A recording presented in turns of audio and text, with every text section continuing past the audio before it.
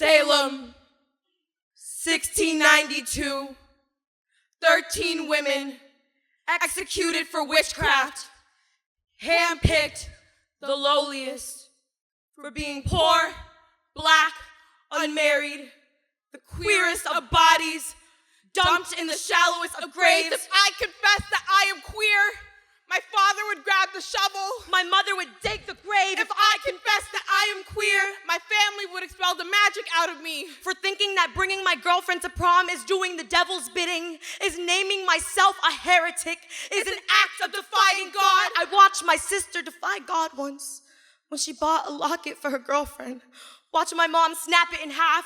Watch my sister split herself in two. After my father ostracized her for loving a woman, I didn't make the trip to the hospital, afraid that her stay would foreshadow my own. Didn't know if my family preferred a gay daughter or a dead one.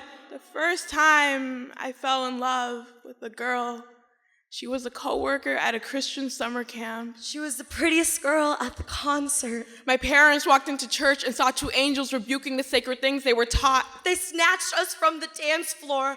Our parents create a conversion coven from our homes. Turn our dinner conversations into exorcisms and cast out our love. The house becomes the haunting tale of scorched earth and skin. To be queer and brown is to be put on trial by kin. To be hung from our family tree is to defy God. I come out and my father conducts a seance for my sister's closeted memory. I come out and my father scratches his name off my birth certificate. The Caribbean Sea begs me to swim at high tide. The Hanoi monsoon swallow me whole. I come out and cast the disappearing act. I come out and curse myself dead.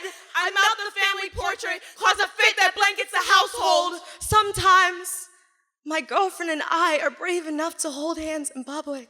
Sometimes we are brave enough to imagine our wedding. Two witches in love and it isn't blasphemous. Where the guests aren't trying to string us up.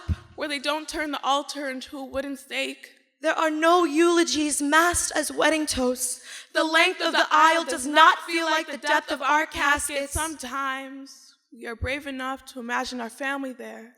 Sitting in pews celebrating our sorcery. There are days where we summon our will. There are moments when we conjure the risk. If being queer means that we are a witch, means that we are under a hex, means that our magic is outlawed, then we will bewitch ourselves every time.